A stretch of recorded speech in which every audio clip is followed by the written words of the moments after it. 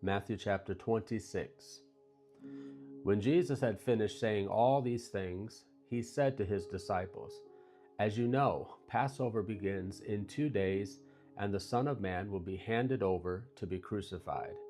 At that same time, the leading priests and elders were meeting at the residence of Caiaphas, the high priest, plotting how to capture Jesus secretly and kill him, but not during the Passover celebration. They agreed, or the people may riot. Meanwhile, Jesus was in Bethany at the home of Simon, a man who had previously had leprosy. While he was eating, a woman came in with a beautiful alabaster jar of expensive perfume and poured it over his head. The disciples were indignant when they saw this. "What a waste," they said. "It could have been sold for a high price and the money given to the poor." But Jesus, aware of this, replied, "Why criticize this woman for doing such a good thing to me? You will always have the poor among you, but you will not always have me. She has poured this perfume on me to prepare my body for burial.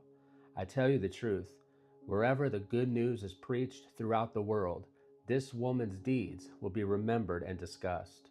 Then Judas Iscariot, one of the 12 disciples, went to the leading priests and asked, "How much will you pay me to betray Jesus to you?" And they gave him 30 pieces of silver. From that time on, Judas began looking for an opportunity to betray Jesus. On the first day of the festival of unleavened bread, the disciples came to Jesus and asked, "Where do you want us to prepare the Passover meal for you?" "As you go into the city," he told them, "you will see a certain man. Tell him, 'The teacher says, my time has come, and I will eat the Passover meal with my disciples at your house.'" So the disciples did as Jesus told them and prepared the Passover meal there. When it was evening, Jesus sat down at the table with the 12. While they were eating, he said, "I tell you the truth, one of you will betray me." Greatly distressed, each one asked in turn, "Am I the one, Lord?" He replied, "One of you who has just eaten from this bowl with me will betray me. For the Son of Man must die, as the Scriptures declared long ago. But how terrible it will be for the one who betrays him. It will be far better for that man if he had never been born." Judas, the one who would betray him, also asked, "Rabbi, am I the one?" And Jesus told him, "You have said it." As they were eating, Jesus took some bread and blessed it. Then he broke it in pieces and gave it to the disciples, saying, "Take this and eat it, for this is my body." And he took a cup of wine and gave thanks to God for it. He gave it to them and said, "Each of you drink from it, for this is my blood, which confirms the covenant between God and his people. It is poured out as a sacrifice to forgive the sins of many. Mark my words, I will not drink wine again until the day I drink it new with you in my Father's kingdom." Then they sang a hymn and went out to the Mount of Olives.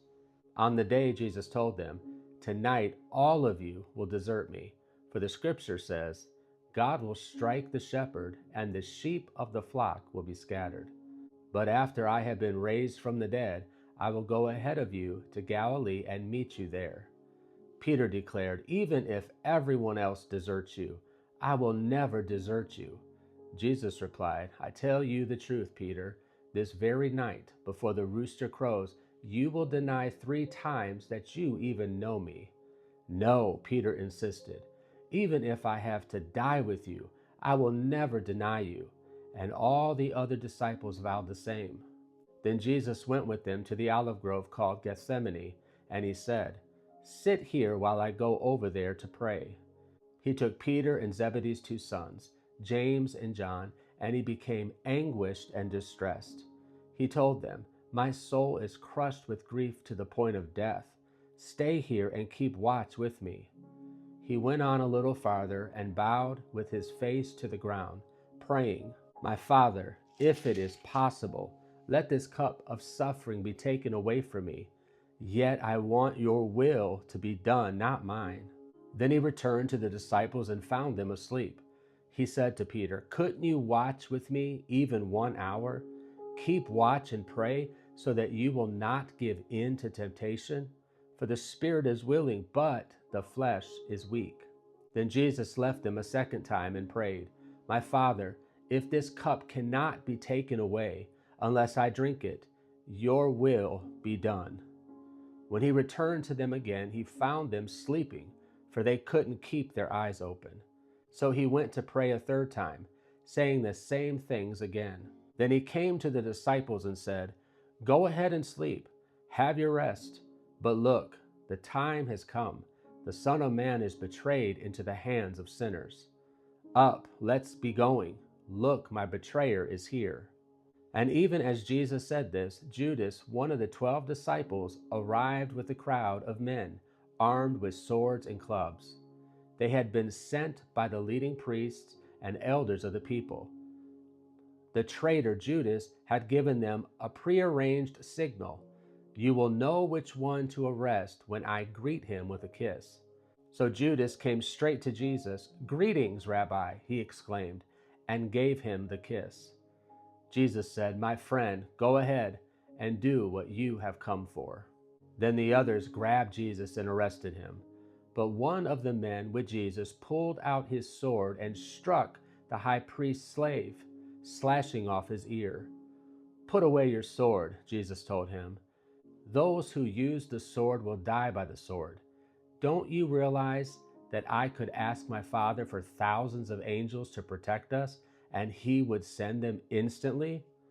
But if I did, how would the scriptures be fulfilled that describe what must happen now? Then Jesus said to the crowd, Am I some dangerous revolutionary that you come with swords and clubs to arrest me? Why didn't you arrest me in the temple? I was there teaching every day. But this is all happening to fulfill the words of the prophets as recorded in the scriptures. At that point, all the disciples deserted him and fled. Then the people who had arrested Jesus led him to the home of Caiaphas, the high priest, where the teachers of religious law and the elders had gathered. Meanwhile, Peter followed him at a distance and came to the high priest's courtyard. He went in and sat with the guards and waited to see how it would all end. Inside, the leading priest and the entire high council were trying to find witnesses who would lie about Jesus so they could put him to death. But even though they found many who agreed to give false witness, they could not use anyone's testimony. Finally, 2 men came forward who declared, This man said, I am able to destroy the temple of God and rebuild it in 3 days. Then the high priest stood up and said to Jesus, Well, aren't you going to answer these charges? What do you have to say for yourself? But Jesus remained silent. Then the high priest said to him, I demand, in the name of the living God, tell us if you are the Messiah, the Son of God. Jesus replied, You have said it. And in the future, you will see the Son of Man seated in the place of power at God's right hand and coming on the clouds of heaven. Then the high priest tore his clothing to show his horror and said, Blasphemy! Why do we need other witnesses? You have all heard his blasphemy. What is your verdict? Guilty, they shouted. He deserves to die. Then they began to spit in Jesus' face and beat him with their fists.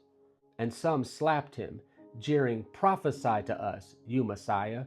Who hit you that time? Meanwhile, Peter was sitting outside in the courtyard. A servant girl came over and said to him, You were one of those with Jesus, the Galilean.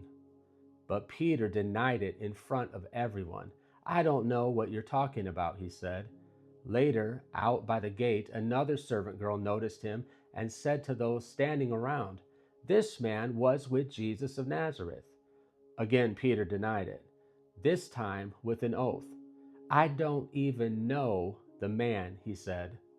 A little later, some of the other bystanders came over to Peter and said, You must be one of them.